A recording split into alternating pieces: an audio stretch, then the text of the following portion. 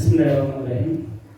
Yang saya muliakan para ulama yang telah menghadiri majelis ini, yang saya muliakan para ummahat, demikian juga bapak-bapak yang luar biasa. Di malam Anda bisa menghadiri majelis taklim ini, mudah-mudahan Allah Subhanahu wa taala menggantikan setiap langkah, nafas dan pengorbanan di jalan taklim ini dengan rahmatnya, ampunannya, dan kemudahan dalam semua urusan. Amin. Tidak lupa saya ucapkan jazakallahu khairan kepada panitia Al-Ikhtisam, Masya Allah, ini muda-muda ya. Mudah-mudahan termasuk syabun para pemuda yang masa mudanya dihabiskan untuk beribadah kepada Allah Subhanahu wa taala. Yang insya Allah telah di hari kiamat termasuk dari 7 orang yang dilindungi oleh Allah Subhanahu wa taala. Kepada semuanya saya ucapkan Assalamualaikum warahmatullahi wabarakatuh. Alhamdulillah, pujian yang sempurna hanya milik Allah Subhanahu wa taala. Nahmaduhu wa nasta'inuh, senantiasa kita memuji Allah dan memohon pertolongan kepadanya. Wa na'udzu billahi min syururi anfusina, dan senantiasa kita mohon perlindungan kepada Allah dari keburukan-keburukan jiwa kita, wa min sayyiati a'malina, dan dari keburukan dosa-dosa kita. May yahdihillah, siapa yang diberi petunjuk oleh Allah Subhanahu wa taala, fala mudhillalah, maka tiada seorang pun yang mampu menyesatkannya. Wa may yudlilhu fala hadiyalah, dan siapa yang disesatkan oleh Allah, maka tiada seorang pun yang mampu memberinya petunjuk. Amma ba'du, ikhwan wal akhwat, sholihin-sholihat, suatu kemuliaan dan kebanggaan bagi saya karena bisa silaturahim kepada saudara-saudari saya di tempat yang insyaallah barokah ini, di bumi Allah Subhanahu wa taala, yang kelak di hari kiamat akan menjadi saksi kebaikan-kebaikan yang terlaksanakan tempat ini.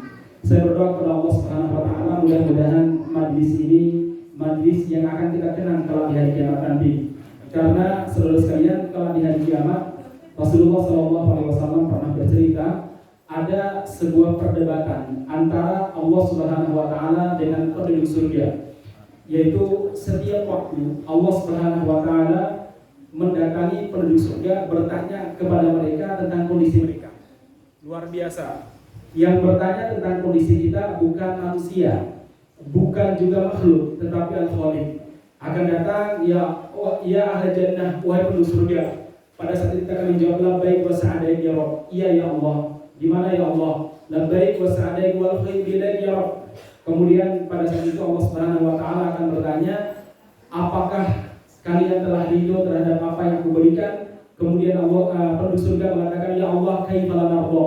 Bagaimana mungkin kami tidak ridho ya Allah? Engkau telah menyelamatkan kami dari neraka, memasukkan kami ke dalam surga, dan engkau telah membuat wajah kami putih, berseri-seri, tampan, cantik, dan lain sebagainya. Ya Allah, bagaimana mungkin kami tidak ridho ya Allah? Kemudian Allah Subhanahu wa taala bertanya kepada penduduk surga, apakah kalian punya kebutuhan yang akan kupenuhi? Subhanallah jemaah sekalian. Yang bertanya bukan manusia, yang bertanya adalah Allah Subhanahu wa taala. Kita saja kalau kita ketemu dengan orang, lalu orang berkata kepada kita, gimana mas, ada yang perlu saya bantu? Dia menawarkan jasa kepada kita, betapa senangnya kita. Padahal belum tentu dia mampu mewujudkan apa yang kita inginkan, walaupun mungkin dia terbasa-basi, tapi kita merasakan senangnya luar biasa. Dan itu memang salah satu kebiasaan Nabi Muhammad SAW. Dalam sebuah riwayat, Rasul itu sering bertanya kepada para sahabat, gimana, kau minta apa kepada saya? Kau minta bantuan apa? Atau ada yang perlu saya bantu? Walaupun sekedar basa-basi, itu sangat membahagiakan teman-teman sekalian. Ya, ini penting ya. Di antara bentuk basa-basi seorang muslim adalah bertanya kabar, kemudian menawarkan jasa. Nah, kemudian di hari kiamat nanti, yang bertanya, yang menawarkan kepada kita adalah siapa? Allah Subhanahu wa taala. Adakah sesuatu yang belum terpenuhi? Ya Rabb, tidak ada, semua yang telah terpenuhi ya Allah. Hanya satu yang membuat kami heran. Apa itu? Ya Rabb, aina ikhwanuna alladziina kanu ma'ana? Mana dulu saudara-saudara kami yang bersama dengan kami dalam kebaikan? Yusalluna ma'ana, sholat bersama dengan kami, puasa bersama dengan kami, kemudian berjihad bersama dengan kami, dakwah bersama dengan kami, ngaji bersama dengan kami. Ya Allah, mana dia ya Allah? Kemudian kalau kawannya tersebut belum masuk surga, maka Allah mengatakan fulan, fulanah yang kamu maksud dia sekarang berada di neraka.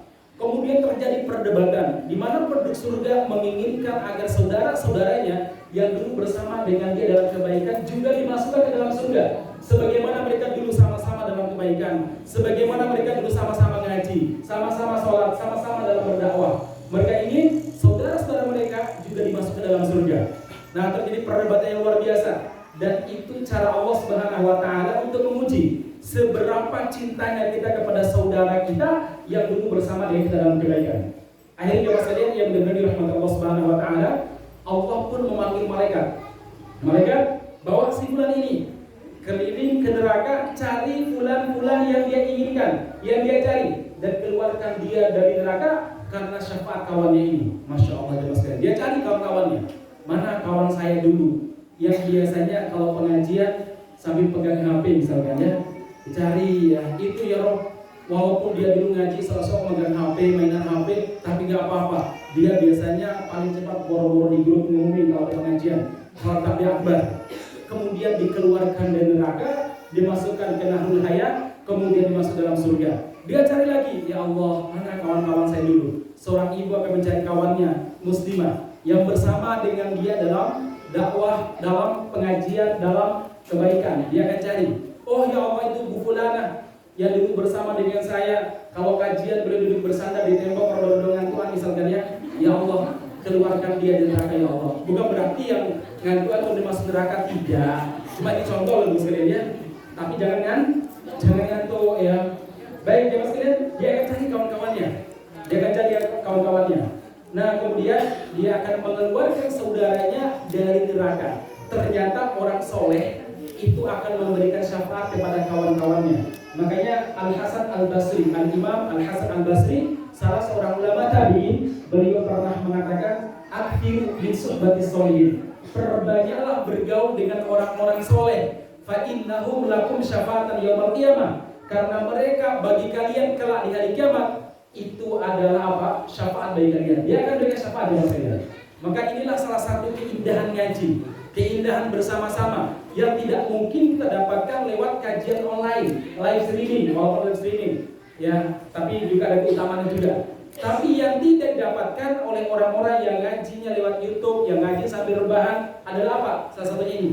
Apa itu? Kebersamaan dalam kebaikan yang kelak di hari kiamat itu menjadi modal untuk mendapatkan syafaat dari kawan-kawan yang soleh.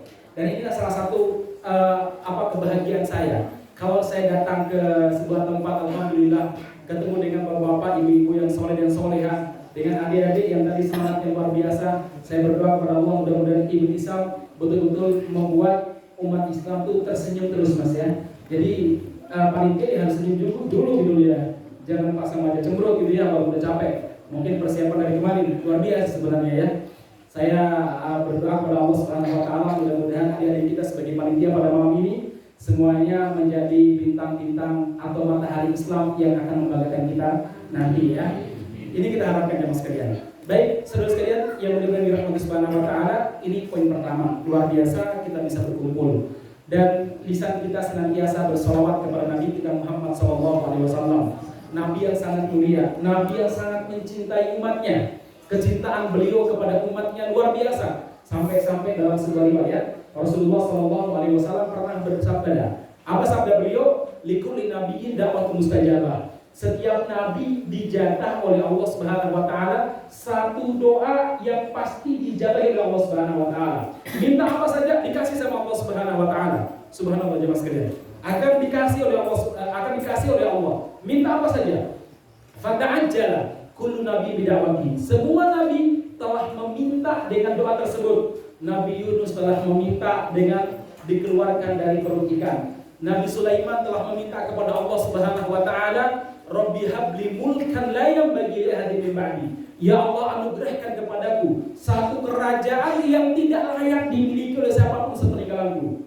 Dianugerahi kerajaan yang luar biasa, menguasai semua makhluk kecuali malaikat, bisa berbicara dengan makhluk manapun.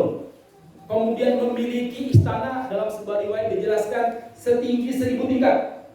Dari sekali ya. Dan tidak mungkin ada orang yang mampu membangun bangunan setinggi 1000 tingkat. Kenapa? Karena itu doa Nabi Sulaiman alaihissalam. Di mana beliau berdoa, jangan sampai ada orang yang menyaingiku dalam masalah kerajaan. 1000 tingkat jemaah sekalian. Itu tingkat yang 1000 mungkin nantap itu cuma nggak lihat apa-apa gitu ya. Dinginnya luar biasa. Kemudian naik turunnya bagaimana? Saat itu belum ada listrik, naik turunnya pakai angin. Masya Allah. Sampai ada salah seorang petani dan sebagainya dijelaskan, petani rakyatnya Nabi Sulaiman. Habis nyangkul di sawah, pulang lewat istana Nabi Sulaiman, dongakkan kepalanya ke atas ya nggak kelihatan, tinggal di 1000. Tapi apa kata beliau? Laqad atallah.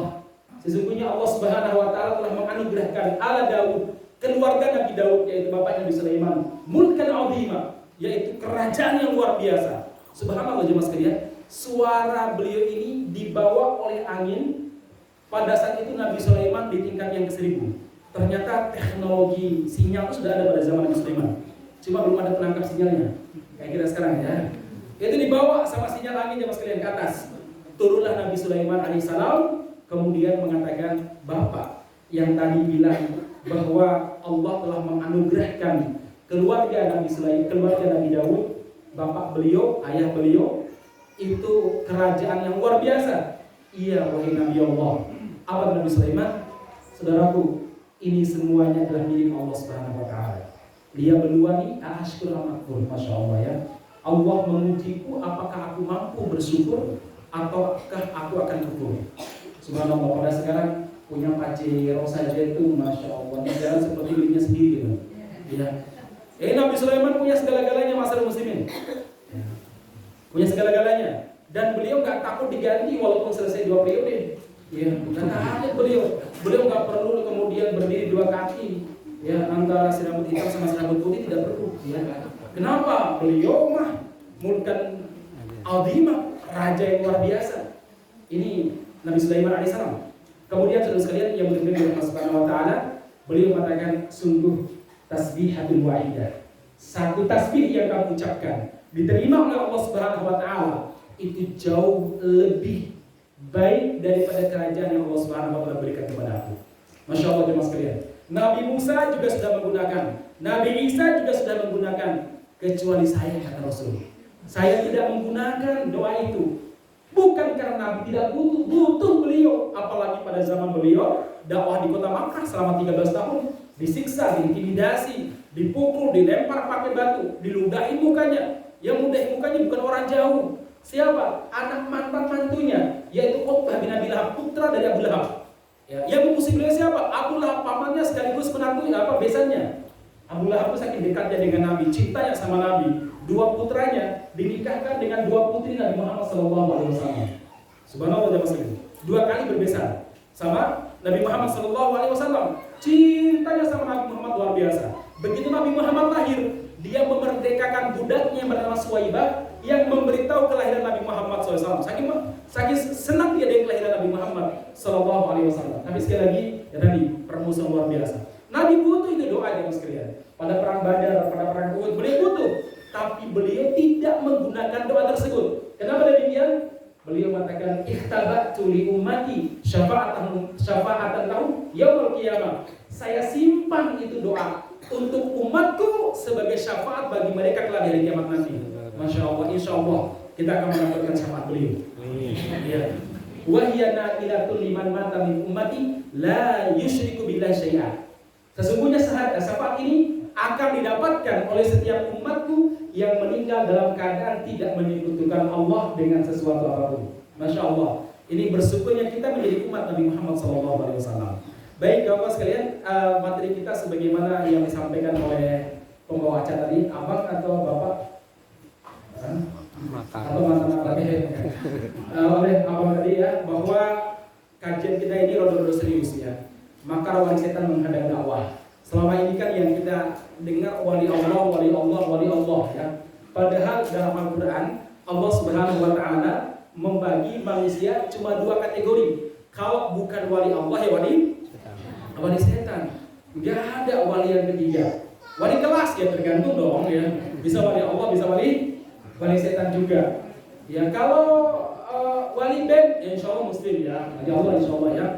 Ya kalau jemaah sekalian yang benar-benar dirahmati Allah Subhanahu wa taala, manusia dalam Al-Qur'an dibagi hanya ada 2 kelompok. Tidak ada kelompok yang ketiga. Orang munafik kalau nifaknya nifak akbar, maka dia aulia syaitan. Kalau nifaknya nifak asghar, nifak kecil, maka dia insya Allah masih wali Allah. Walaupun level kewaliannya sangat rendah.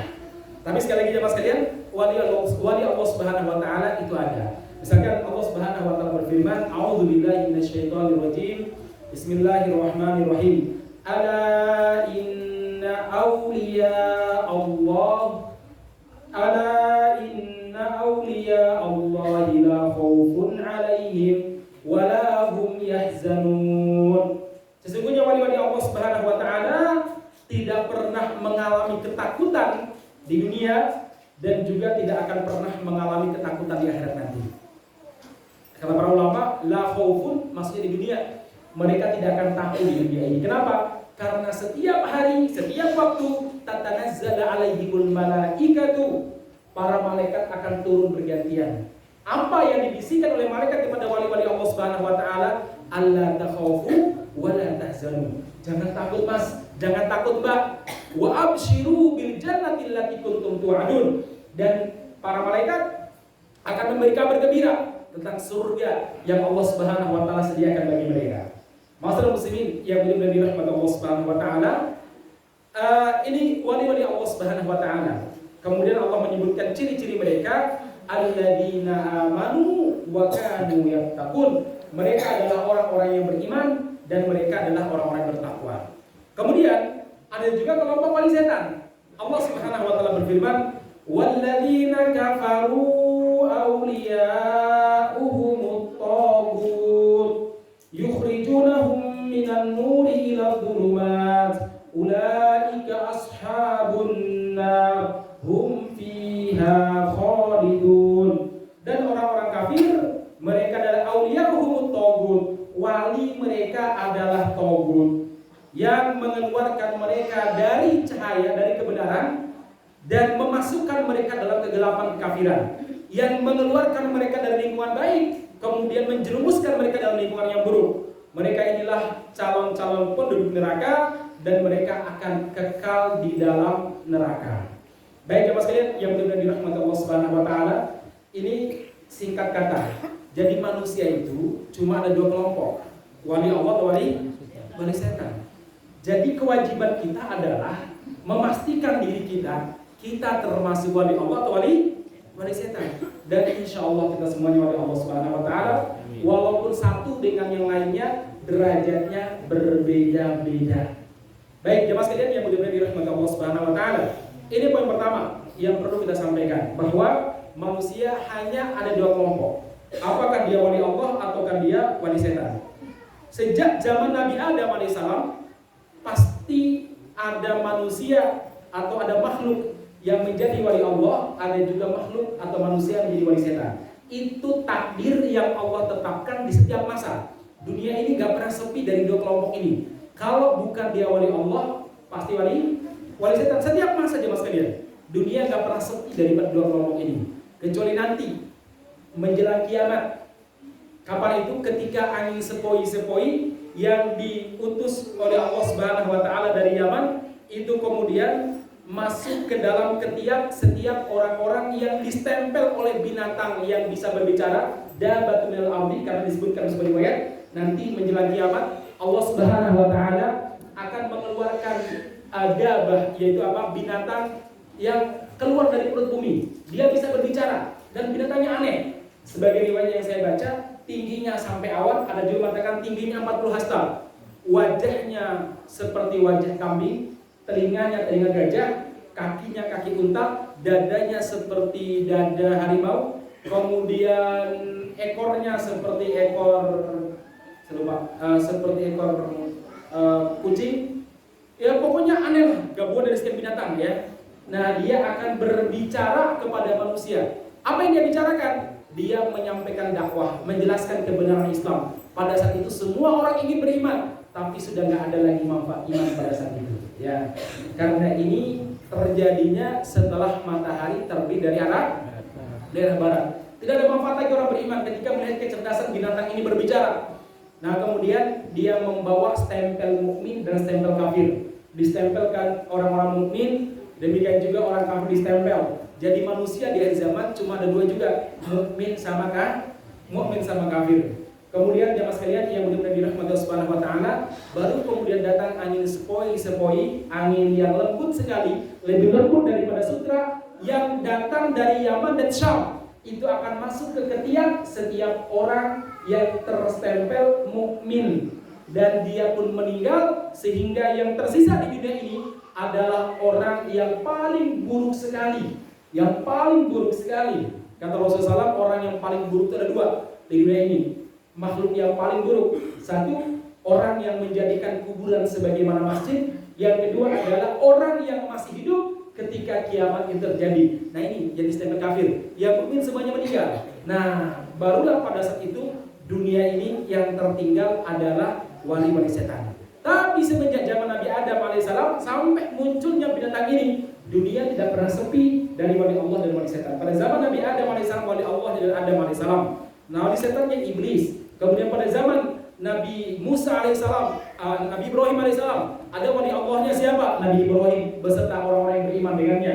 Wali setannya siapa? Namrud dan orang-orang yang mendukungnya. Pada zaman Musa alaihissalam, ada nggak wali Allahnya? Ada. Siapa dia? Musa, Harun dan Bani Israel yang beriman kepada beliau. Ada nggak wali setannya?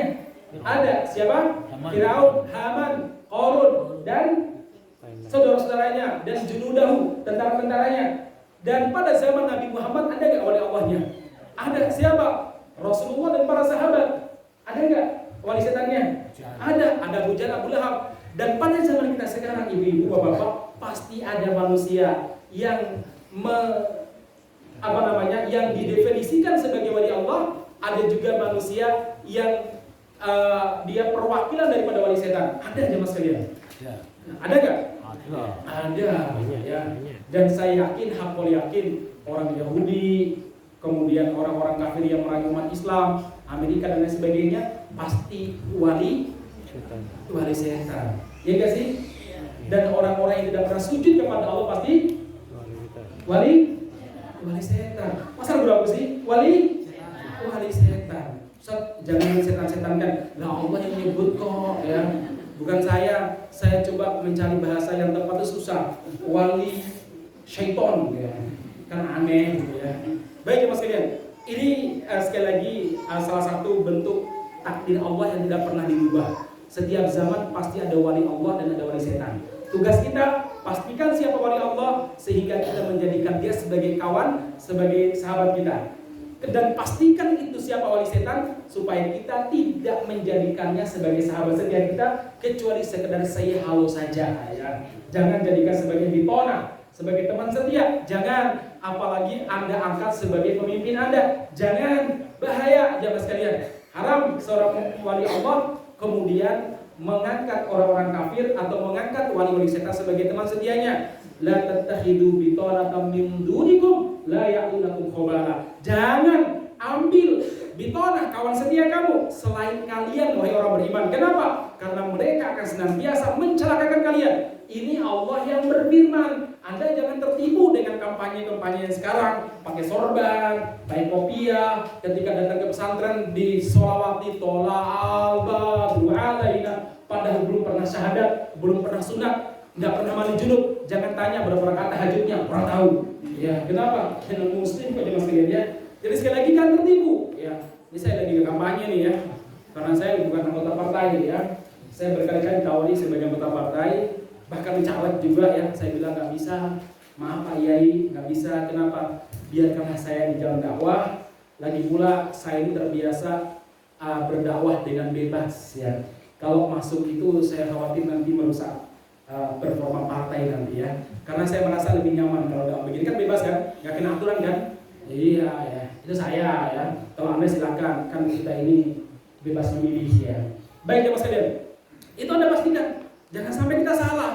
Wali setan Anda peluk, wali Allah Anda musuhi. Kenapa? Anda sebut macam-macam. Oh ini bla bla. Ya, jangan ya Mas kalian.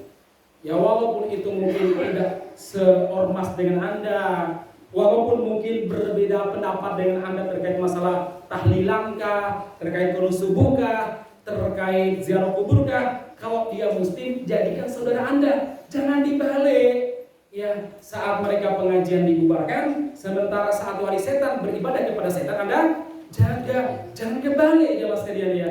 Kenapa? Karena salah dalam masalah ini, itu akibatnya ngeri neraka loh jemaah sekalian. Baik, makanya penting tugas kita sekarang membedakan mana wali Allah, mana wali setan. Itu penting. Baik jemaah sekalian, kemudian selanjutnya sedikit ringkas saja. Saya lanjut aja ya. Karena materi kita wali setan, jadi kita lanjut aja ya. Ini sedikit. Siapakah wali Allah Subhanahu wa taala? Begini jawab saya, soalnya kenapa saya sedikit ini sebelum saya masuk ke wali setan. Hari ini banyak klaim atau banyak apa ya?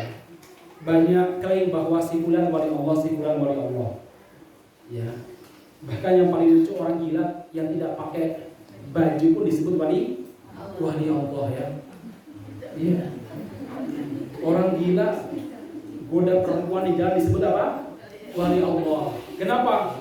Karena dia itu akalnya telah diambil oleh Allah supaya dia tidak mencintai selain Allah. Jangan orang nggak mau khalafnya disebut wali Allah.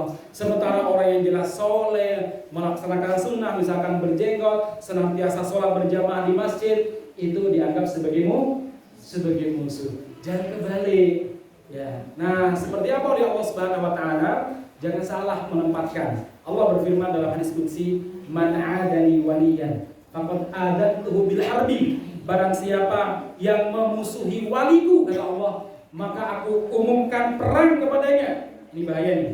Kalau kita salah menempatkan manusia, wali Allah kita sebut sebagai musuh. Allah berjanji, Allah mengancam, siapa yang memusuhi wali-waliku, maka aku umumkan perang kepadanya. Jemaah, kalau kita diperangi sama Cina, masih ada tempat untuk bersembunyi. Insya Allah di Indonesia ini banyak jemaah sekalian ya, yang belum ada di satelit ya. Beda sama Cina. Di Uighur, saudara-saudara di Uighur, mereka dikasih apa namanya? Dikasih semacam pelacak, kemana mereka pergi terlacak jemaah sekalian. Di Indonesia kita masih bisa bersembunyi. Kalau kita berpelang melawan Amerika, kita masih bisa bersembunyi di Gunung Sindoro, di Gunung Sumbing, atau mungkin di mana ini? Di Batam masa banyak kebun yang bisa kita gunakan untuk persembunyian.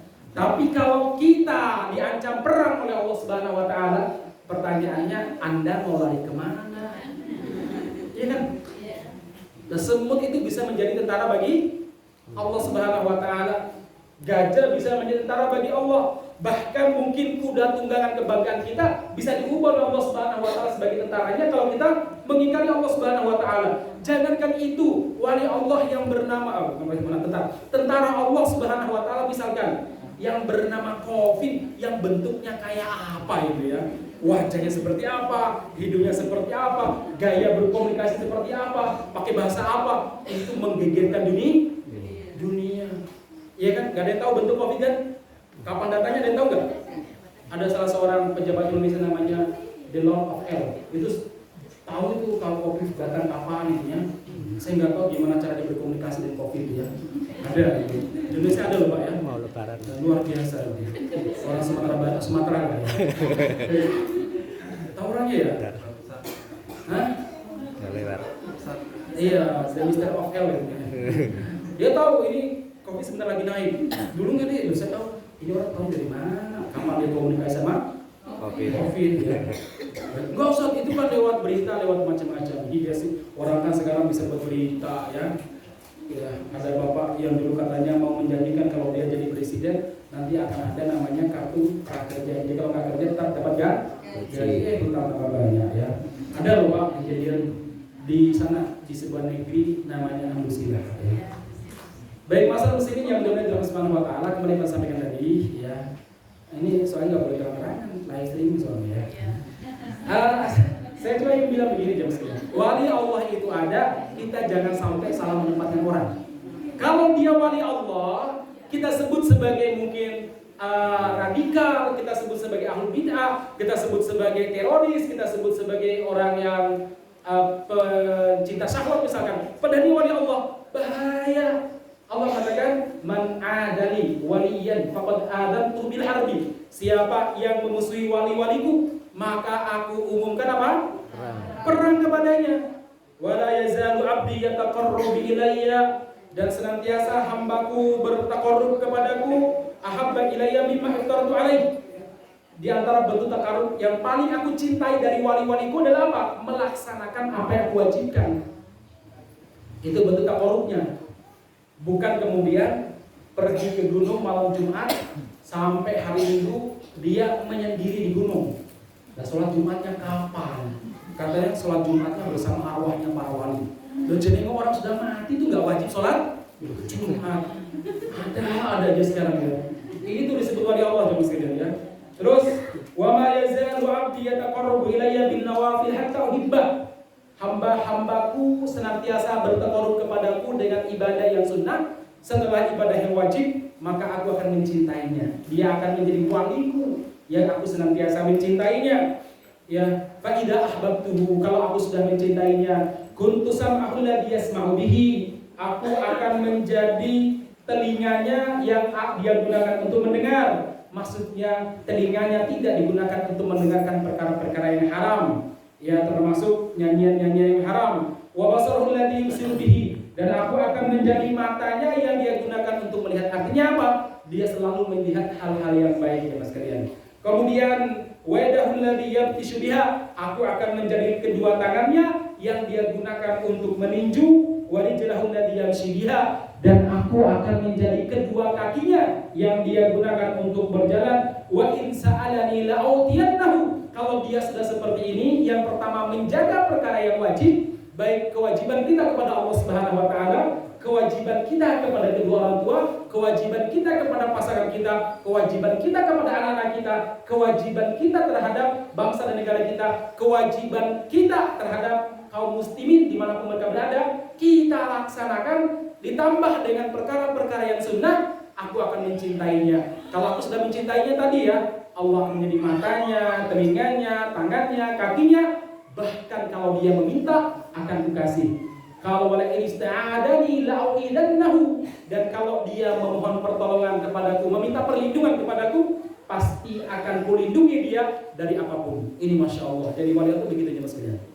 Ya, jadi minta, maka akan Allah Subhanahu wa taala kasih. Jadi semua manusia, sebenarnya semua muslim itu punya potensi dan kesempatan yang sama untuk menjadi wali Allah. Jadi wali Allah itu tidak harus masuk ormas tertentu. Karena hari ini ada sebagian ormas yang merasa wali itu cuma dari kalangan dia. Dari kalangan orang lain nggak ada wali. Ya.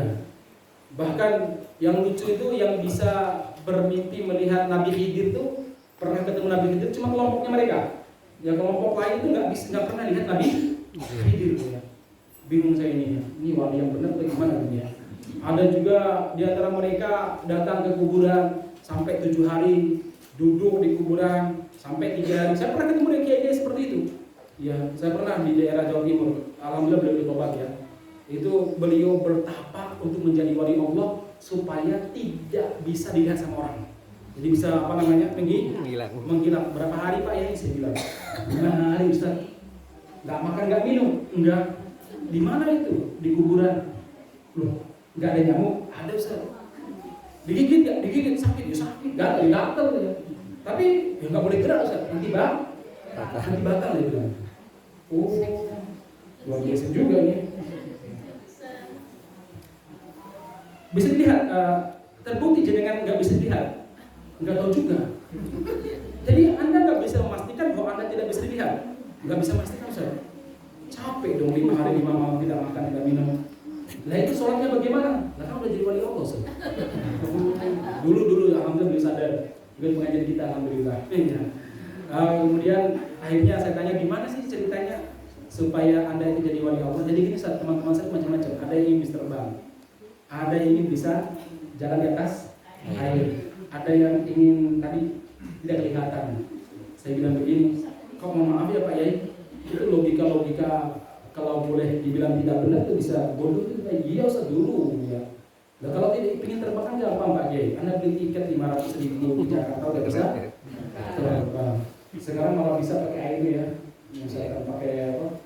Sekarang ada kan ya, pakai air di laut itu yang harus terbang gitu ya. Bahkan sekarang ada drone yang bisa ngangkat kita terbang. Banyak sekali jemaah sekalian. Atau mungkin kalau pengen jalan di atas air gampang kan? Beli tiket 50.000 naik speedboat itu gampang, nggak perlu puasa 3 malam. Sebenarnya gimana Pak Kiai? Anda sedang mencontohkan bahwa Anda ini wali Allah yang tidak kelihatan.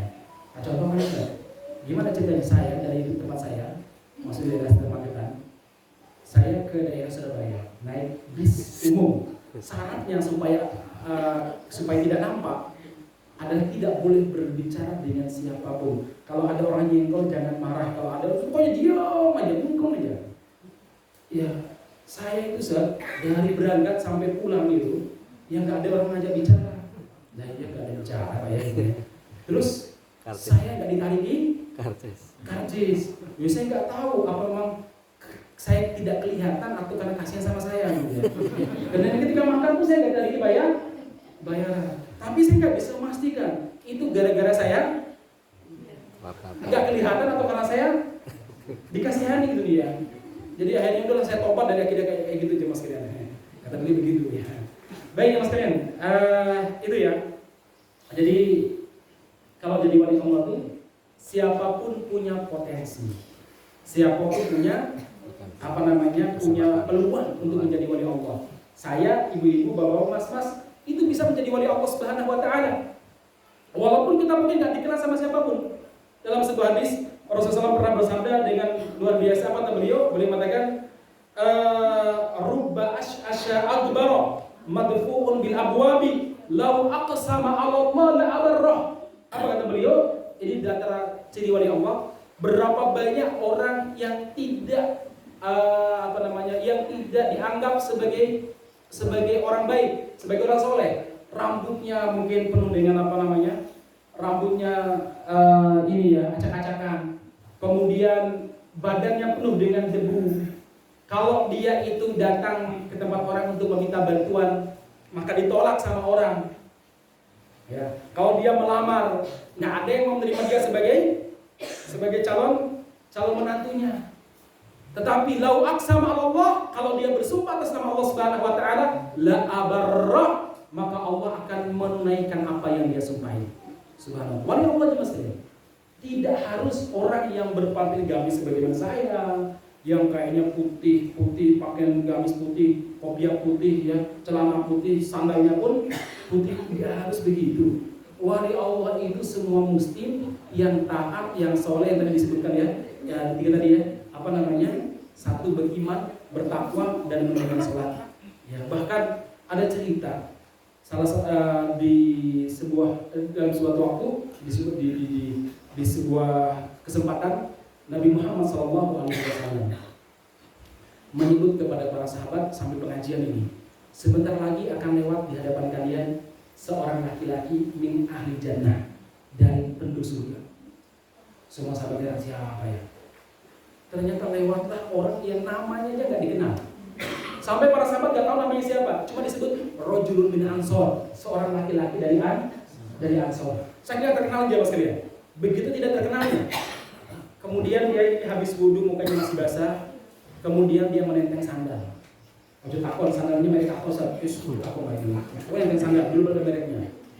Kemudian duduk bersama dengan para sahabat. Hari berikutnya Nabi Muhammad SAW mengatakan, sebentar lagi akan lewat di hadapan kalian seorang laki-laki dari penduduk surga. Semua lihat mana orangnya. Ternyata yang lewat orang yang sama kemarin. Wajahnya baru selesai wudhu, dia menenteng sandal bergabung dengan Rasulullah dan para sahabat. Sampai 3 hari berturut-turut Nabi Muhammad SAW menyampaikan demikian. Itu yang membuat Abdullah bin Umar. Ada juga yang mengatakan Abdullah bin Abbas, pokoknya antara para sahabat. Salah seorang sahabat itu datang menemui laki-laki tersebut, kemudian mengatakan, ada juga mengatakan Abdullah bin Amr bin As ya. Pokoknya beda-beda lah nama riwayatnya, nama sahabat. Dia bilang, saudara, boleh gak saya menginap di rumah Anda? Karena saya punya masalah dengan bapak saya. Oh boleh. Ya akhirnya dia menginap, maksudnya ingin mencari tahu apa amalan dia, sehingga Rasul menyebut dia sebagai penduduk surga. Kira-kira kalau penduduk surga wali Allah bukan? Wali Allah aja mas kalian. Itu jelas wali Allah, Rasulullah yang merekomendasikannya. Malam pertama dia lihat orangnya biasa-biasa aja. bangun agak berangkat ke masjid. Dikiranya beliau itu bangun dari jam 12 sampai kemudian subuh dia sholat. Enggak. Dia Abdullah ini mengatakan, coba mungkin siapa tahu dia siang hari puasa. Ternyata siang hari puasa juga. Kemudian dia terus siapa tahu dia infaknya banyak. Ternyata infaknya biasa-biasa aja. Hari kedua sama, hari ketiga sama. Setelah hari ketiga Abdullah ini bilang, wahai sahabatku, saya ingin terus terang. Sebenarnya saya kesini bukan karena saya punya masalah dengan orang tua saya, tapi saya dengar bahwa kamu, kata Rasulullah, termasuk penduduk surga. Saya ingin cari tahu amalan rahasiamu apa sampai Rasulullah memastikan kamu masuk surga. Tapi saya nggak menemukan apa-apa itu, biasa-biasa aja. Ya tidur malam hari, kadang sampai subuh baru bangun. Bukan berarti kemudian yang malas bangun sholat tahajud dipakai dari ini ya, tolong ya, jangan dipakai ya. Ya. Kemudian mas sekalian, kata sahabat ini, saya biasa-biasa aja. Memang saya nggak sembunyikan, dia beginilah kondisi saya. Akhirnya Abdullah ini seperti dia kecewa, 3 hari nginap di rumah orang nggak dapat apa-apa. Setelah dia diam lama, akhirnya sahabat Ansor bilang, oh iya, cuma satu yang saya lakukan. Mungkin ini saya nggak tahu ini termasuk apa tidak. Amalan yang luar biasa apa itu? Kamu tahu kan? Setiap sebelum saya tidur, saya diam sejenak, kemudian merenung sejenak, kemudian saya tidur. Iya. Kamu tahu apa yang saya lakukan itu? Nggak tahu saya. Itu saya merenungkan sejak bangun tidur sampai tidur lagi. Ada nggak orang-orang yang berbuat salah kepada saya?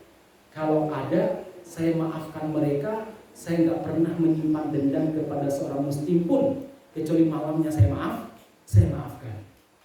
Setiap hari, sehingga saya tidak pernah ada dendam sama seorang muslim. Apa kata Abdullah? Nah, iki jarang orang yang bisa seperti ini. Dari ibu-ibu tuh sampai 7 keturunan masih ingat. Malah diceritain sama anaknya, Mas, tahu nggak, Mas? Biar bu ikut tuh pernah nyakitin aku dulu ya. Nanti punya cucu ya dicerita ulang lagi ya. Nah ini sahabat malam itu hilang ya mas kalian. Ini berat. Wali Allah ya mas kalian. Wali Allah. Bahkan kadang orang miskin dan lain sebagainya. Baik, itu sedikit wali Allah. Sekarang kita langsung masuk pada wali setan.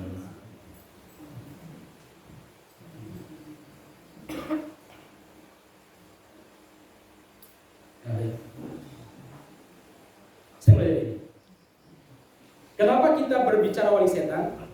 Karena ada satu takdir yang Allah tetapkan dan gak pernah berubah sampai di kiamat. Antara wali Allah sama wali setan. Apa itu? Pasti bermusuhan.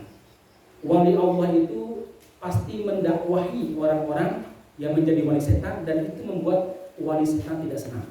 Maka dia akan mengusir wali Allah Subhanahu wa taala. Coba lihat ya, ini dialog iblis ketika diusir dari neraka, dari surga. Dia mengatakan, qala fa bima aghwaytani la'aqudanna lahum siratakal mustaqim. Iblis mengatakan, ya Allah, karena engkau telah menghukum saya tersesat, saya benar-benar akan menghalang-halangi mereka dari jalan engkau yang lurus. Ini janji dari iblis. Dia akan bersama dengan tentaranya, wali-walinya, untuk menghalang-halangi manusia dari jalan kebenaran. Pada setiap hari kita meminta kepada Allah Subhanahu wa taala, ihdinas siratal mustaqim. Iblis bersumpah, siratal mustaqim yang kita minta, mereka akan menggagalkan kita untuk bisa istiqomah. Nah kita perlu, karena kadang iblis itu tidak turun langsung, dia kadang lewat siapa? Lewat wali-walinya. Nah, jemaah sekalian, seperti apa wali setan? Yang pertama ciri khasnya, satu, menghalangi manusia dari jalan Allah Subhanahu wa taala. Ini jelas. Allah berfirman, innal ladzina kafaru yunfikuna amwalahum. Orang-orang kafir, yaitu wali Allah, wali setan, mereka akan menginfakkan hartanya liyasuddu an sabilillah, supaya menghalangi manusia dari jalan Allah Subhanahu wa taala. Dulu pada zamannya siapa? Nabi Muhammad sallallahu alaihi wasallam diceritakan begini. Kalau Nabi Muhammad sallallahu alaihi wasallam sedang menyampaikan dakwah, nanti tokoh-tokoh musyrik akan memanggil para bidu wanita, para penyanyi untuk nyanyi di samping Nabi Muhammad berdakwah. Ya, nyanyi. Supaya apa? Supaya orang tidak mendengarkan Al-Quran dibacakan, tidak mendengarkan nasihat Rasulullah SAW, disibukkan dengan nyanyian tersebut. Kadang mereka akan mencari dan membayar para penyair supaya bersair. Ya, ayo ini ada syair yang lebih bagus daripada syair Muhammad, ayo kesini. Itu ciri-ciri wali setan. Kalau mereka ini berusaha untuk menghalangi manusia dari jalan Allah Subhanahu wa taala. Nah, masalah muslimin yang benar-benar dirahmati Subhanahu wa taala, ini ciri pertama. Ciri kedua, berjihad dan berjuang di jalan tauhid. Maksudnya apa? Mereka tidak mau memperjuangkan Islam, tapi mereka memperjuangkan jalan tauhid. Maksudnya apa? Perjuang jalan yang menyimpang dari Islam. Contohnya hari ini, masya Allah, banyak orang-orang yang ikut latah terkait LGBT. Yang gak apa-apa, itu merupakan given, anugerah dari Tuhan, dan takdir Allah tidak boleh kita tolak katanya. Karena menolak LGBT sama dengan menolak takdir Allah. Jadi kita disuruh mengaku ada jenis manusia yang ketiga, jenis kelamin. Apa itu? Jenis kelamin namanya, sudah juga sih namanya, laki-laki lunak mencintai laki-laki perkasa. Perempuan cantik suka sama perempuan perkasa. Sekarang luar biasa sama sekali, dan sangat mengerikan. Itu ada juga kiai yang memperjuangkannya, ada ustadz yang mendukungnya. Saya lihat di televisi, ya Allah, ada kiai, ada profesor, doktor, pakai jilbab lagi profesornya, pakai jilbab. Saya tidak perlu sebut namanya, nanti kena undang-undang hate speech. Dia mengatakan bahwa apa? Tujuan pernikahan itu untuk sakinah mawaddah warahmah, betul nggak? Untuk sakinah mawaddah warahmah, laki dan perempuan harus menyatu dalam karakternya. Suami dan istri harus sama-sama saling menyatu. Betul nggak ini? Ini betul. Nah, kata dia, agar bisa saling menyatu, maka yang paling cepat adalah sejenis. Contohnya apa? Air, gula dicampur dengan air teh, cepat nggak nyampurnya? Cepat. Kenapa? Karena satu jenis itu air. Air kopi dicampur dengan air susu, cepat nggak nyampurnya? Cepat. Kenapa? Berasal dari satu jenis air. Kalau minyak goreng dicampur air, cepat nggak nyampurnya? Susah. Harus ada zat tertentu untuk bisa membuat itu tercampur. Nah, demikian juga kata dia. Pernikahan itu kalau sesama jenis cepat nyampurnya. Sakinah mawaddah warahmahnya cepat, karena cepat menyatu karakternya. Tapi kalau seandainya berbeda jenis, susah katanya. Astagfirullah. Manusia dianggap benda mati. Banyak loh saya. Banyak kasus seperti itu. Saya itu diceritakan oleh salah seorang profesor. Beliau dosen psikologi. Beliau cerita, beliau buka ruang konseling orang-orang yang kena LGBT. Itu yang datang kepada beliau beragam. Di antaranya apa? Kadang orang-orang ngaji. Ada yang pernah datang kepada beliau, katanya itu apa? Itu orangnya berjenggot, pakai gamis. Beliau berpikir mungkin orang ini akan menceritakan tentang anaknya atau temannya. Ternyata dia sendiri yang kena. Dia geng. Dia bilang, Prof, gimana ya supaya aku lepas dari ini? Oh iya, Bapak harus begini ya. Anda harus meninggalkan kondisi Anda, teman-teman Anda harus banyak ziarah kubur, lihat bagaimana kehidupan setelah kematian. Sebenarnya aku tahu, Prof, tapi aku nggak mampu dan nggak kuasa untuk melakukan itu. Besok lagi datang lagi. Oh iya, Bapak harus begini. Sebenarnya aku tahu itu cara yang baik, tapi aku nggak kuasa untuk melakukan itu. Setiap diberitahu tuh aku tahu tapi nggak bisa. Aku tahu tapi nggak kuasa ini. Akhirnya profesor ini bingung. Ini orang kenapa ya? Konsultasi lebih daripada 3-4 kali. Datang diberitahu itu ngeyel. Saya boleh renungkan ini ada apa sebenarnya? Pasti bermasalah. Karena beliau pakar psikologi. Beliau pikir-pikir, oh iya Allah, ada yang aneh kata beliau. Kenapa? Dia kalau datang menemui saya, dia melihat saya seperti melihat perempuan. Wah, kalau salaman sama saya lama sekali sampai dia lulus begitu. Oh, aku the next target target berikutnya. Akhirnya profesor ini wajar kalau dia senang lama-lama sama saya. Sajanya beliau lumayan bagi jalan laki-laki gitu loh. Akhirnya suatu waktu si gay ini nelfon lagi, jackpot dia masih gak bisa gak ada. Ya, assalamualaikum Prof ya, mau konsultasi? Nggak boleh. Kenapa? Kamu udah nggak boleh dengan saya. Tapi please ini penting banget, nggak boleh. Dia sumpah benar-benar sebentar. Ya udah, datang ke kantor saya. Saya punya waktu cuma sebentar. Udah boleh tegas kan? Kemudian masuk. Ketika masuk, tolong jangan tutup pintunya. Kenapa? Saya khawatir khalwat. Jangan berdiri duduk. Ya, ngomong cepat-cepat, nggak boleh lama-lama. Kenapa? Khalwat dosa. Saat selesai dia ngomong, maaf mas, saya tidak lagi bisa menerima konsultasi kamu. Loh, kenapa? Saya akan mencarikan konsultan perempuan. Saya nggak mau, sama sudah haram. Kenapa? Kamu sudah tidak sejenis dengan saya. Jadi saya harus sama perempuan. Gua nggak mau bro.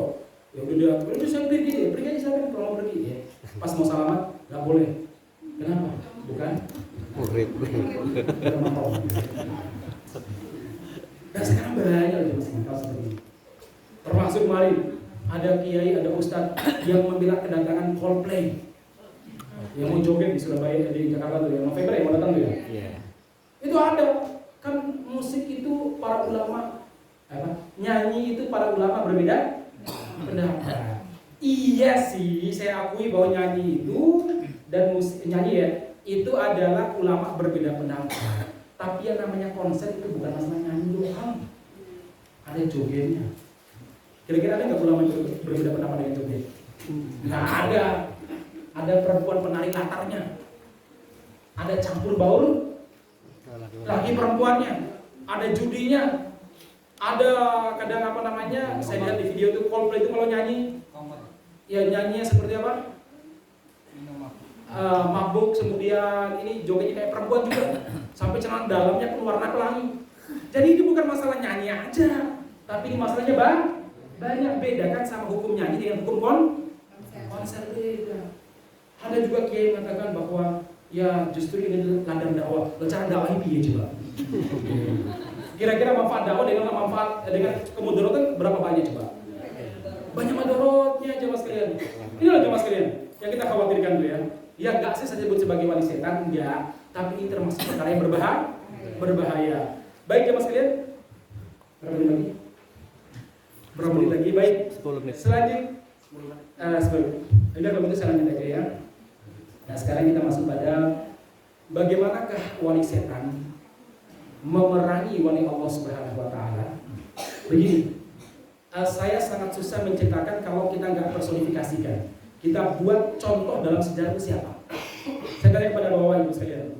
Kira-kira Fir'aun itu wali Allah, wali setan? Wali setan. Dan dalam Al-Quran, Fir'aun itu diceritakan berulang-ulang. Dan itulah potret wali setan yang paling sempurna dalam memerangi wali Allah. Maka diceritakan berulang-ulang. Nah, maka ya biar lebih bagus bagaimana si Fir'aun sebagai wali setan menghalangi dakwah.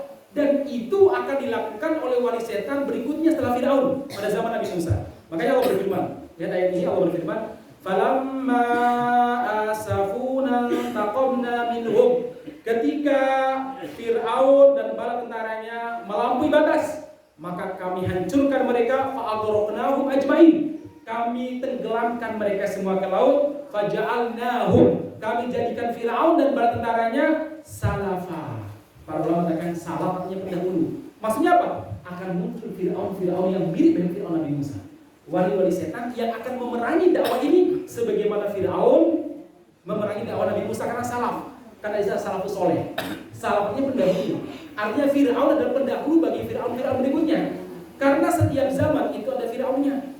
Kata Nabi Muhammad SAW ketika melihat kepalanya Abu Jahal pada perang Badar yang mati, apa kata Rasul? Allahu Akbar, Allahu Akbar. Alhamdulillahilladzi shadaqa wa'dah wa nasara 'abdah wa hazama al-ahzaba wahdah. Hada Fir'aun hadhihi ummah. Ini Abu Jahal adalah Fir'aun yang umat ini. Jadi kalau kita melihat bagaimana sih Fir'aun atau wali setan memerangi dakwah ini, menghalangi dakwah ini, lihatlah potret Fir'aun itu yang paling sempurna diceritakan mulai dari juz pertama sampai juz 30. Kisah Musa dan kisah Fir'aun dijelaskan dalam Al-Quran. Ya, karena akan sering terulang. Ya, wa mathalil akhirin, dan Firaun itu sebagai contoh bagi Firaun lainnya. Baik, saya akan memperlihatkan bagaimana mereka menghalangi dakwah ini. Satu, membunuh karakter dakwah dan dai. Mesti bagaimana? Ibarat kita ini telepon ya Mas Kalian. Bagaimana supaya kita nggak bisa berkomunikasi dengan orang yang kita ajak telepon? Ada dua. Satu, rusak messengernya, pembawa pesannya, ya, sinyalnya rusak. Yang kedua, rusak message-nya, ya, isi pesannya dirusak sehingga kita bisa lihat ini isinya apa sih, ternyata kotak-kotak aja isinya. Kalau enggak, sinyal pembawanya dihilangkan. Sama dalam dakwah, Fir'aun itu merusak messenger, yaitu siapa? Nabi Musa alaihissalam, pembawa pesannya, dengan apa? Berbagai macam tuduhan. Ya, apa di antara tuduhan dia? Ya, tuduhannya coba lihat. Wa qala Fir'aun daruni aqtul Musa wa liyadurra. Wahai kaumku, biarkan aku membunuh Musa dan biar Musa memanggil Tuhannya. Inni akhafu an yubaddila dinakum. Ini pembunuhan karakter. Tuduhan yang tidak benar. Aku khawatir Musa itu akan mengganti ideologi kalian, agama kalian. Au ayyudhiru fil ardi fasad. Kalau enggak, bisa jadi Musa itu akan melakukan kerusakan di kerajaan kalian ini. Ini tuduhan ya Mas Kalian. Jadi pertama adalah rusak karakter dai. Misalkan dituduh berzina, padahal nggak jelas, dituduh WA chat mesum, padahal HP di tangan mereka gitu ya. Di mana seorang habib atau seorang kiai chat sementara HP di tangan beliau misalnya ya. Kemudian dituduh dengan menghancurkan ingin menghancurkan sebuah bangsa misalnya. Loh padahal mereka korupsi itu sekali, juli di batubara, mantan wakil bendahara PDIP yang pernah menjadi menteri sosial itu korupsinya dana Covid itu berapa? 17,5 triliun. Itu kalau disebut dosa-dosanya ngeri banget. Kenapa demikian? Lah Anda bayangkan ribuan bahkan puluhan ribu rakyat kemudian meninggal karena rumah sakit yang seharusnya mendapatkan fasilitas untuk melayani merawat Covid akhirnya tidak dapat. Gara-gara apa? Gara-gara dikorupsi. Dan tentu korupsinya nggak sendiri dong, segitu berjamaah. Cuma sayangnya nggak diketahui kemana aliran dananya begitu. Beda kalau aliran dana mungkin dari umat Islam atau dari dakwah itu sampai berapa perak pun tahu ya. Tiba-tiba ini nggak tahu kemana aliran dananya. Baca masalahnya. Jadi menuduh messenger, para pembawa pesan. Pada zaman Nabi Muhammad SAW juga dituduh. Zaman Nabi Nuh. Zaman Nabi Lut disebut apa? Nabi Lut disebut unasun yatahharun, manusia yang sok suci. Nabi Musa disebut apa? Ini dituduh merusak bangsa. Apalagi tuduhan kepada Musa, sirdimatun qalilun, kelompok teror yang cuma sedikit. Zaman Nabi Muhammad, kira-kira karakter boleh dibunuh apa tidak? Dibunuh disebut apa? Syairun majnun, penyair gila. Ada sebuah cerita aja Mas. Bagaimana mereka gagal membunuh karakter Nabi Muhammad SAW. Dulu ada namanya seorang sahabat, seorang tokoh dari Yazid, namanya Dima Al-Azdi atau Doma Al-Azdi. Beliau ini ahli sastra, ahli ruqyah, dari mengobati orang. Tabib lah beliau terkenal, ya, dan ahli sastra juga. Suatu waktu ketika awal-awal Nabi Muhammad berdakwah, orang-orang musyrik itu kalau ada pengunjung dari luar kota Madinah, Makkah, mereka pasti mendahului Nabi Muhammad untuk datang ke situ membunuh karakter Nabi Muhammad. Nah, termasuk ketika Dimat Al-Azdi datang ke kota Makkah, orang-orang musyrik datang. Apa kata mereka? Dimat, sesungguhnya engkau adalah tokoh masyarakat Yazid di Madinah. Zaman dulu namanya Yazid. Kamu adalah orang cerdas, kamu orang yang baik. Dimat, cuma satu yang perlu kami ingatkan kamu. Di Makkah ini ada seorang laki-laki namanya Muhammad. Dia itu punya mantra, suka menyihir orang. Dan satu lagi, dia itu sering kerasukan setan. Jadi kalau setannya datang, dia mengeluarkan mantra-mantra yang membuat orang bisa menjauh dengan keluarganya, maksudnya Quran. Akhirnya jemaah sekalian, Dima yang namanya orang pintar, bukannya takut, tapi malah berkata begini dalam hatinya, la ali al-hakim, mudah-mudahan saya jumpa dengan Muhammad fa'uqiyahu, nanti saya bersembuh. Alhamdulillah Allah mempertemukan dengan Nabi Muhammad. Nabi Muhammad salam. Saat itu belum ada larangan salam kepada orang kafir. Assalamualaikum warahmatullahi wabarakatuh. Dimat ini heran. Ini kalimat-kalimat indah sekali. Assalamu semoga keselamatan. Warahmatullah semoga rahmah. Wabarakatuh semoga berkah. Kan indah sekali. Apa dia? Maqalah Arab. Ini kalimat-kalimat yang belum pernah diucapkan sama orang Arab. Jadi kalau ada menteri dulu mengatakan ini adalah kalimat orang Arab, ini nggak tahu sejarah. Ya. Maqalah Arab, kalimat indah yang nggak pernah disebut sama orang Arab. Anda bilang gini, Anta Muhammad, kamu yang namanya Muhammad itu? Apa jawaban Muhammad? Allahumma na'am. Iya, saya Muhammad. Anta alladhi qala ashabuka fika annaka majnun. Oh, kamukah yang orang-orang sebut bahwa kamu itu orang gila? Nabi Muhammad diam. Kamukah orang yang ngaku itu sebagai nabi? Apa jawab Nabi? Ana nabiullah dan kadzabuni. Saya memang nabi walaupun mereka mendustakan saya. Oh ya Muhammad, saya dengar kamu sering kerasukan setan ya. Mau nggak? Wa ana rajulun ruqi. Saya ini pakar ruqyah. Pahala mau saya ruqyah. Kira-kira jenengan dihidupkan di mana Mas? Kayaknya setan ya Mas. Oh marah. Lu lebih baik bersimbah darah daripada dihidupkan. Kan begitu kalau kita ya. Nabi Muhammad cuma senyum aja. Sudah. Al-an istami'ilaiya. Kalau gitu dengarkan saya ya. Baik. Innal hamdalillah nahmaduhu wa nasta'inuhu wa nastaghfiruh. Ini susunan bahasanya bagus loh Pak. Cuma karena kita ini nggak paham, akhirnya ketika khotib Jumat baru innal hamdalillah udah ngantuk Bapak. Iya kan Pak ya? Iya. Kalau saya alhamdulillah setiap Jumat nggak pernah ngantuk Pak. Khotib terus soalnya. Innal hamdalillah, tapi ternyata capek juga ya kalau kita khutbah lama ya. Ya apalagi kalau nggak paham ya. Saya bukan orang Jawa ya. Jadi kalau orang khutbah itu kadang apalagi bahasa Jawa itu yang kromo nggak paham ngantuk juga dia, capek ya. Innal hamdalillah nahmaduhu wa nasta'inuhu wa nastaghfiruh sampai asyhadu an la ilaha illallah wa asyhadu anna Muhammadan wa asyhadu anni Rasulullah. Sampai kalimat Nabi begitu, beliau belum membaca Al-Fatihah, belum membaca An-Nas. Apa kata Dimat Al-Azdi? Bagus sekali apa yang kamu ucapkan. Coba ulangi lagi Muhammad. Innal hamdalillah nahmaduhu wa nasta'inuhu. Tadi sudah saya terjemahkan tadi ya, di awal-awal ya. Wa nastaghfiruh wa nastahdi. Coba bagus banget. Ini bukan kata-kata manusia ini. Indah sekali. Ulangi sekali lagi Muhammad. Diulangi lagi ketiga kali oleh Nabi Muhammad. Apa dia bilang? Innaha lawahyun minas sama. Ini pasti wahyu dari langit, bukan ucapan manusia. Asyhadu an la ilaha illallah wa asyhadu annaka rasulullah. Gagal pembunuhan karakternya. Kadang mereka nuduh macam-macam. Dan masih banyak tuduhannya itu. Kadang pernah ya mereka mengganti nama Nabi Muhammad dengan Mudammam. Apa artinya Muhammad? Muhammad artinya apa? Apa Ustaz? Terpuji. Mudammam, damun artinya apa? Tercela. Nanti kalau ada orang luar datang dari luar kota Makkah ngomong, di sini ada seorang namanya Mudammam. Jangan dengarkan ya. Mudammam. Siapa Mudammam? Gak mungkin kan orang menamakan dirinya siapa? Mudammam yang tercela. Itu loh Muhammad yang terpuji itu ya. Apa tadi Muhammad? Mereka tanpa sadar memuji. Jadi Nabi Muhammad itu selalu mengambil positif thinking dalam berbagai macam masalah. Mereka malah memuji dengan sembunyi-sembunyi dengan tanpa sadar. Jadi membunuh karakter Nabi Muhammad. Masih banyak sebenarnya kalau kita lihat ya. Baik, ini satu. Dan hari ini jemaah sekalian, orang-orang yang berpihak pada wali setan juga pasti akan membunuh karakter. Perang istilah namanya harb perang istilah. Ini ada sejak zaman Nabi Adam.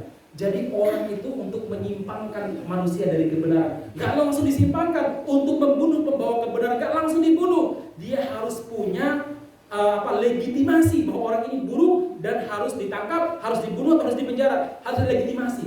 Nah, cara gimana legitimasi? Caranya apa? Pembunuhan karakter, yaitu menstempelkan cap-cap buruk. Iblis untuk menghancurkan Nabi Adam, pohon yang terlaknat disebut sajaratul khuldi, pohon yang mengekal. Perang istilah dulu.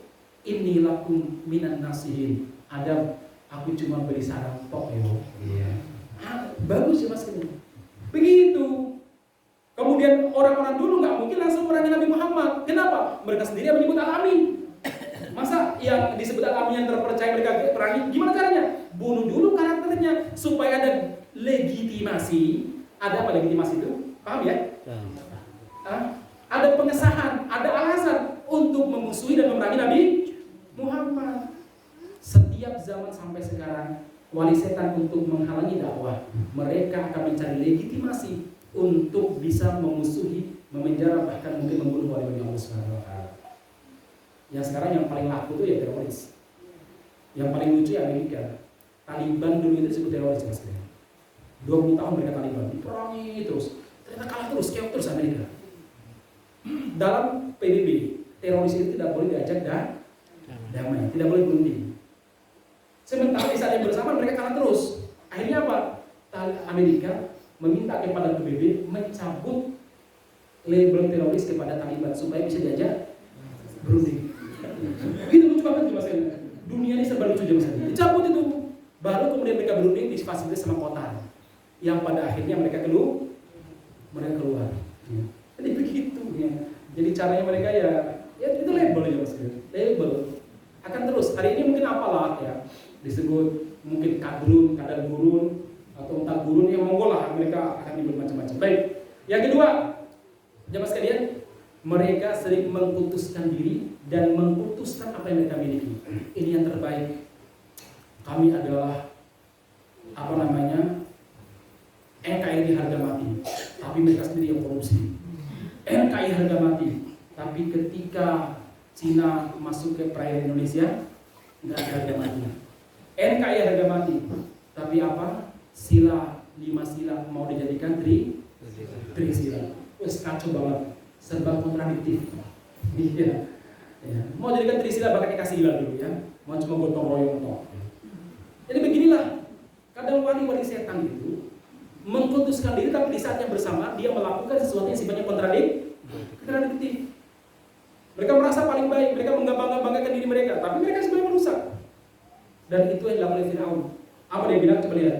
Tsumma adbara yas'a fahasyara fanada faqala ana rabbukumul a'la. Dia mengatakan, aku adalah Rob apa? Secara bahasa, Rob artinya pengatur. Aturanku, undang-undangku, a'la lebih suci daripada ayat suci yang dibawa oleh Musa. Nama Robbuku. Akulah yang mengatur ini. Aku lebih tinggi, aturan aku lebih tinggi daripada aturan suci yang dibawa oleh Musa. Aturan yang dibawa sama Musa dari Tuhan. Hal yang sama saya pernah mendengar salah seorang pejabat pernah mengatakan, dia bilang begini. Ayat-ayat konstitusi lebih tinggi daripada ayat-ayat suci Al-Quran. Nauzubillah min dzalik itu. Padahal ayat suci itu, ayat konstitusi kadang 5 tahun di amandemen. Kenapa? Tidak sesuai kepentingan mereka. Amandemen terus ya. Sampai sekarang, dulu yang namanya presiden harus warga Indonesia asli, beragama Islam. Kira-kira masih ada nggak? Ada. Udah nggak ada. Ya amandemen. Baik Mas sekalian, berikutnya. Cara bagaimana menebarkan ancaman? Fir'aun mengatakan, fastakhaffa qaumahu. Fir'aun mengancam kaumnya, ikut aku atau ikut Musa. Kalau ikut aku dapat fasilitas. Ikut Musa akan kuperangi. Fa'ata'u. Akhirnya kaumnya ikut Fir'aun. Sudah mengancam. Jemaah sekalian, dulu masih ingat ya perangnya Josbus. Sebenarnya Josbus itu wali Allah, wali setan. Nah, pernah ngomong begini dulu. Kalian bersama kami atau bersama teror? Terus nggak ada pilihan lain, nggak ada netral, nggak boleh, harus salah satunya. Subhanallah. Dulu siapa namanya Presiden Amerika Serikat sebelum sekarang, siapa namanya? Nggak ada. Donald Trump.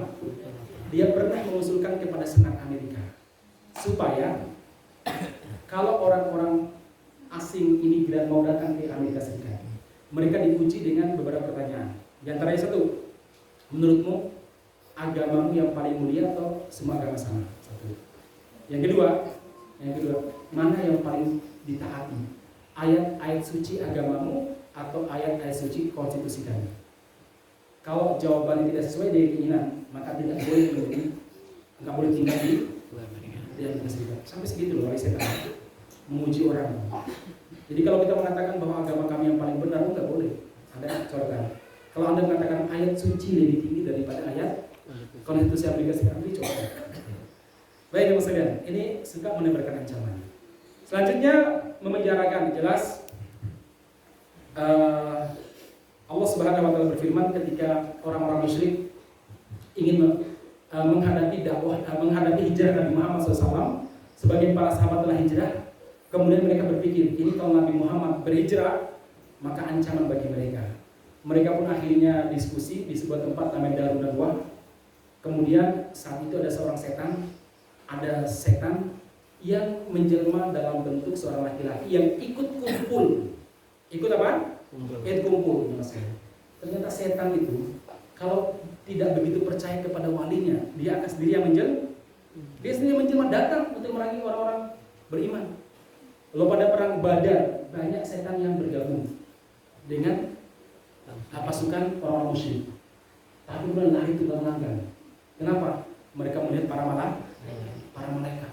Sampai disebutkan dalam sebuah riwayat, setan pada perang Badar itu lari sampai terkentut-kentut. Jadi para sahabat mendengarkan suara kentut nggak ada itu orangnya. Ya. Kalau sekarang kan banyak orangnya itu. Itu pada perang Badar ya Mas Rini. Inni arama la tarawih ini akhafullah rabbul alamin. Saya melihat apa yang tidak kalian lihat. Saya melihat apa yang tidak kalian lihat. Maksudnya malaikat ya. Jadi setan itu kadang terjun langsung ketika dia tidak begitu percaya atau mungkin ingin memberikan dukungan kepada walinya. Dia turun langsung menjelma dalam bentuk manusia. Ya, pernah kan pada zamannya Rasulullah SAW membaiat para sahabat pada baiat Aqabah kedua jam 2 malam, sekitar jam 2 malam. Di sebuah lembah namanya Aqabah. Satu orang gak ada yang tahu dari kalangan musyrik. Nabi membuat 3 lapisan. Lapisan pertama dijaga oleh Ali, yang kedua saya lupa. Pokoknya sampai yang kedua Abu Bakar. Lapisan ketiga itu tempat baiatnya maksudnya. Jadi ada yang menjaga. Nabi membuat 3 lapisan, keamanan, security. Terus tiba-tiba setan berteriak, "Oh ashabul hujurat, wahai orang-orang yang tidur, bangun! Sungguh Muhammad malam ini sedang membaiat sahabat-sahabatnya untuk memerangi kalian." Para sahabat kaget. Akhirnya orang-orang pada hidupkan lampu di kota Makkah. Para sahabat bilang, "Ya Rasulullah, bukankah kita rahasiakan ini ya Rasulullah?" Iya. Dan itu siapa ya Rasulullah? Innahu adzabul Aqabah. Itu adalah setan yang sering berkeliaran di lembah Aqabah. Kalian ulama tidurlah bersama orang-orang, jangan bangun sampai matahari terbit, biar aku yang mengusirkan ini kata Rasul. Akhirnya Rasul mengambil batu atau apa, membaca kemudian melemparnya. Karena setan itu kadang menjelma langsung. Ya, banyak. Saya nggak tahu di Indonesia banyak nggak setan-setan yang menjelma. Yang jelas bermasalah juga ini. Baik mas kalian, jadi sekali lagi akhirnya mereka mengusulkan 3 kan. Satu, usulan mereka bagaimana kalau seandainya Muhammad kita penjarakan. Tapi jin, setan yang menjelma dalam bentuk manusia mengatakan, enggak, saya enggak setuju. Kalau Muhammad dipenjarakan, apakah kalian mengira Bani Hashim, maksudnya keluarga Nabi Muhammad, membiarkan Muhammad di penjara? Kalian pasti berani sama Bani Hashim. Apa kalian mengira pengikut Nabi Muhammad membiarkan Muhammad di penjara? Ya, jangan di penjara. Bagaimana kalau Muhammad kita usir? Apa kata setannya? Enggak boleh. Kalau kalian usir, kalian tahu kan Muhammad itu pintar ngomong. Dia punya daya tarik. Dia itu orangnya kalau bahasa sekarang good looking. Ternyata di Muhammad itu good looking. Dan good looking itu sunnah Nabi. Rasul pernah bersabda, asam tuh berpenampilan menarik, good looking. Ini termasuk ciri khas para nabi. Jadi bukan ciri orang radikal. Ciri apa? Ciri khas para nabi. Anda harus good looking. Nah, Muhammad tuh pintar menarik orang. Nanti kalau di tempat dia tinggal di luar kota Makkah, kita usir dia di sana, dia akan mengumpulkan orang. Kalau dia sudah punya pasukan banyak, dia akan menyerang kalian. Apa yang nggak takut? Udah. Akhirnya Abu Jahal mengusulkan, bagaimana kalau seandainya kita bunuh? Nah, ini usul yang paling bagus kata setannya. Kita bunuh saja. Dan bagaimana caranya? Caranya adalah setiap kabilah harus mengutus 1 atau 2 orang terlibat membunuh Muhammad, sehingga Bani Hashim tidak bisa lagi memerangi kabilah yang ada semuanya ini. Nah, jadi sekali lagi jamaah sekalian, memenjarakan atau mengusir atau membunuh. Supaya apa? Dakwah itu nggak sampai ke masyarakat dan sampai ke masyarakat. Lihat hari ini jamaah sekalian, saudara-saudara kita di India, ya Allah mengerikan India. Bapak-bapak ibu bukan berita. India itu kaum muslimin dibunuh, dibantai, ditembak di depan polisi. Bahkan ada polisi kereta api menembak penumpang muslim. Bahkan tokoh Hindunya mengatakan kita akan memerangi Ka'bah dan Madinah. Maka ada Madinah karena katanya itu tempat lahir dewa mereka. Kita anti muslim tapi di mana-mana warganya antri kerja di tempat muslim. Negara-negara muslim. Di India, di Malaysia itu. Anda lihat dulu di bandara Malaysia itu wajah-wajah mana coba? Wajah-wajah India semua itu. Coba lihat di Saudi, coba lihat di mana? Itu banyak wajah-wajah India. Di satu sisi bilang anti-Islam, di saat yang bersamaan nyari makannya di tempat umat Islam. Lihat di Uighur sampai sekarang umat Islam di sana jangankan sholat, mengucapkan alhamdulillah saat bersih di penjara, bahkan menjawab WA teman dari luar negeri waalaikumsalam itu kriminal di mata pemerintahan Cina. Kriminal aja mas. Sampai Ustaz Umar yang pernah ngisi di sini juga ceritakan beliau pernah ke sana. Itu sholat di hotel, itu nyewa pegawai hotel supaya bisa cari tempat yang sembunyi untuk sholat. Soalnya kalau ketahuan bermasalah. Rohingya mereka membunuh saudara kita. Jadi memang wali setan itu begitu. Kalau nggak memenjara, membunuh. Kalau nggak mengusir. Lihat di Iran, saudara-saudara sunnah jamaah dulu kita 90% di Iran itu ahlus sunnah wal jamaah. Diperangi oleh Syah Ismail. Syah Ismail itu wali setan dari Syah Ismailiyah. Itu kemudian diperangi sampai umat Islam hanya memiliki dua pilihan. Satu, keluar dari Iran atau jadi Syiah. Maka sekarang Iran itu 90%, 70% Syiah. Muslim Sunni kemana? Mereka hanya tinggal di tempat-tempat terpencil yang gersang, yang menunggu mati. Jangan berpikir merebut kekuasaan, pikir perut aja nggak sempat. Demikian juga di Israel, di Palestina. Dulu nggak ada Yahudi jemaah sekalian. Ketika mereka minta kepada Sultan Abdul Hamid II, orang-orang Yahudi minta supaya mereka diberi tempat tersebut dengan janji satu akan memberikan kapal tempur terbaik untuk Turki, yang kedua akan membayarkan hutang luar negeri. Saat itu Turki hutangnya numpuk jemaah sekalian.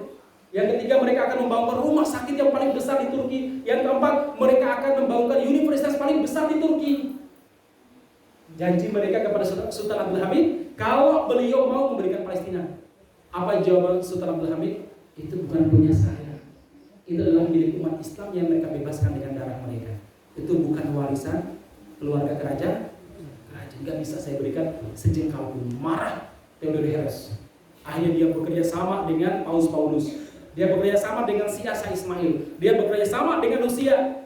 Akhirnya menghancurkan Turki. Sementara orang Yahudi datang ke Palestina membentuk milisi-milisi memerangi satu kampung. Dulunya orang Palestina bilang yang misalkan kampung sini diperangi, kampung B bilang wah itu bukan urusan kita, itu cuma kampung A yang diserang. Kita pelan-pelan kita santai aja. Ternyata kampung A keluar, dibunuh atau melarikan diri, kampungnya kosong. Orang Yahudi memboldoser rumah mereka, kemudian tanahnya dibagi di petak-petak. Di kafling. Diumumkan kepada orang Yahudi di dunia, siapa yang mau datang dari Amerika, datang dari Polandia, datang ke situ. Nah kampung B giliran diserang lagi jemaah sekalian. Mari kampung C bilang itu urusan dia, kita nggak terlibat. Giliran kampung C sama di kafling sampai sekarang pun begitu cara mereka untuk merebut tanah kaum muslimin di Palestina. Baik jemaah sekalian, yang mudah-mudahan dirahmati Subhanahu wa taala. Mungkin ini gambaran terkait masalah bagaimana wali setan menghalangi dakwah. Tentu di sana ada cara-cara lain, misalkan apa? Kalau pada zaman dulu Perdana Menteri kita Ustadz Kiai Haji Muhammad Nasir menyebutkan ada 3. Ini tidak saya tulis ya. 1, tansir kristenisasi. Yang kedua adalah apa? Yaitu sekularisasi. Jadi bagaimana muslim tapi pikirannya sekuler. Muslim tapi anti dengan syariah. Muslim tapi maunya diatur oleh syariat cuma di masjid. Di luar masjid tidak mau diatur oleh syariah. Jadi pinginnya muslim itu musliman, muslim sholat aja. Ya di luar syariat nggak boleh mengatur. Jadi pinginnya mereka Allah hanya boleh mengatur di masjid. Di luar pada di bumi Allah, oksigen milik Allah, mereka pingin diatur oleh nafsu mereka. Ini yang kedua kata Muhammad Nasir. Yang ketiga yang terakhir adalah apa? Nativisasi. Dan ini yang jarang kita sadari. Apa itu? Mengembalikan ingatan orang Indonesia kepada masa sebelum Islam, Hindu, Buddha. Maka dibangunlah Borobudur. Borobudur itu sudah seperti apa dulu? Itu seperti tempat orang buang sampah. Orang nggak tahu. Nah pada zaman Jepang digali lagi, dibangun lagi supaya orang teringat bahwa nenek moyang mereka adalah orang Hindu. Jadi hilangkan keterkaitan Indonesia dengan Islam. Sama Prambanan juga demikian, dan candi-candi lain juga demikian. Akhirnya apa? Film-film itu juga demikian. Jadi seakan-akan kalau kita berbicara sejarah Indonesia, kerajaan Indonesia itu yang nampak adalah kerajaan Hindu. Tutur Tinulaya Hindu, Raden Kian Santang ya Hindu Islam lah gitu ya. Kemudian apa lagi? Film. Kalau zaman saya kecil itu ada namanya Deru-deru Krishna, Brahmana ya Brahmana. Itu semuanya identik dengan apa? Hindu. Itu namanya nativisasi. Supaya kita ini seakan-akan orang Hindu dari moyang kita. Seakan-akan Islam tidak ada kaitannya dengan Indonesia. Baik, saya demikian apa yang saya sampaikan. Mudah-mudahan bermanfaat. Barakallahu fiikum ajmain. Mohon maaf kalau ada hal yang tidak berkenan. Waktu saya serahkan kepada beliau pembawa acara. Sepertinya beliau sengaja membiarkan saya lewat, nggak apa-apa lah, terima kasih ya. Karena saya juga jarang-jarang kesini kan. Iya. Demikian.